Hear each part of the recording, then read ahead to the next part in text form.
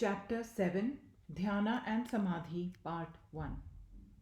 We have taken a cursory view of the different steps in Raj Yoga, except the finer ones, the training in concentration, which is the goal to which Raj Yoga will lead us. We see as human beings that all our knowledge, which is called rational, is referred to consciousness. My consciousness of this table and of your presence makes me know that the table and you are here. At the same time, there is a great part of my existence of which I am not conscious. All the different organs inside the body, the different parts of the brain, nobody is conscious of these. When I eat food, I do it consciously. When I assimilate it, I do it unconsciously. When the food is manufactured into blood, it is done unconsciously. When out of the blood all the different parts of the body are strengthened, it is done unconsciously. And yet it is I who am doing all this. There cannot be 20 people in this one body. How do I know I do it and nobody else? I may be urged that my business is only in eating and assimilating the food, and that strengthening the body by the food is done for me by somebody else. That cannot be, because it can be demonstrated that almost every action of which we are now unconscious can be brought up to the plane of consciousness. The heart is beating apparently without our control. None of us here can control the heart, it goes on its own way. But by practice, men can bring even the heart under control until it will just beat at will, slowly or quickly, or almost stop. Nearly every part of the body can be brought under control. What does this show? That the functions which are beneath consciousness are always performed by us, only we are doing it unconsciously. We have then two planes in which the human mind works. First is the conscious plane, in which all work is always accompanied by the feeling of egoism. Next comes the unconscious plane, where all work is unaccompanied by the feeling of egoism. That part of mind work which is unaccompanied with the feeling of egoism is unconscious work, and that part which is accompanied with the feeling of egoism is conscious work. In the lower animals, this conscious work is called instinct. In higher animals and in the highest of all animals, man, which is called conscious work, prevails. But it does not end here. There is a still higher plane upon which the mind can work. It can go beyond consciousness. Just as unconscious work is beneath consciousness, so there is another work which is above consciousness and which also is not accompanied with the feeling of egoism. The feeling of egoism is only on the middle plane. When the mind is above or below that line, there is no feeling of I, and yet the mind works. When the mind goes beyond this line of self-consciousness, it is called Samadhi or super-consciousness. How, for instance, do we know that a man in Samadhi has not gone below consciousness, has not degenerated instead of going higher? In both cases, the works are unaccompanied with egoism. The answer is by the effects, by the results of the work. We know that which is below and that which is above. When a man goes in deep sleep, he enters a plane beneath consciousness. He works the body all the time, he breathes, he moves the body, perhaps in his sleep, without any accompanying feeling of ego. He is unconscious, and when he returns from his sleep, he is the same man who went with it. The sum total of the knowledge which he has before he went into the sleep remains the same. It does not increase at all. No enlightenment comes. But when a man goes into Samadhi, if he goes into it a fool, he comes out a sage. What makes the difference? From one state a man comes out the very same man as he went in, and from another state the man comes out enlightened, a sage, a prophet, a saint, his whole character changed, his life changed, illumined. These are the two effects. Now, the effects being different, the causes must be different. As this illumination with which a man comes back from Samadhi is much higher than can be got from unconsciousness, or much higher than can be got from reasoning in a conscious state, it must therefore be super consciousness, and Samadhi is called the superconscious state. This, in short, is the idea of Samadhi. What is its application? The application is here. The field of reason or of the conscious working of the mind is narrow and limited. There is a little circle within which human reason must move. It cannot go beyond. Every attempt to go beyond is impossible. Yet it is beyond this circle of reason that there lies all that humanity holds most dear.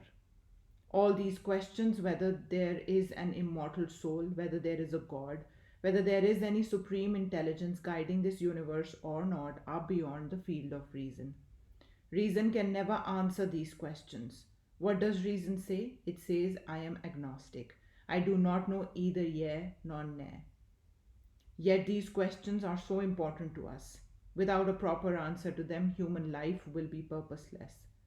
All our ethical theories, all our moral attitudes, all that is good and great in human nature have been molded upon answers that have come from beyond the circle.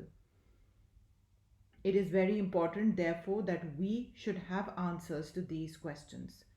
If life is only a short play, if the universe is only a fortuitous combination of atoms, then why should I do good to another? Why should there be mercy, justice, or fellow feeling? The best thing for this world would be to make hay while the sun shines, each man for himself. If there is no hope, why should I love my brother and not cut his throat? If there is nothing beyond, if there is no freedom, but only rigorous dead laws, I should only try to make myself happy here. You will find people saying nowadays that they have utilitarian grounds as the basis of morality. What is this basis? Procuring the greatest amount of happiness to the greatest number. Why should I do this? Why should I not produce the greatest unhappiness to the greatest number if that serves my purpose? How will utilitarians answer this question? How do you know what is right and what is wrong?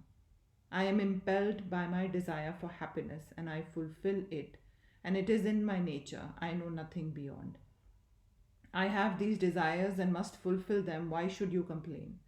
Whence come all these truths about man life, about human life, about morality, about the immortal soul, about God, about love and sympathy, about being good, and above all, about being unselfish?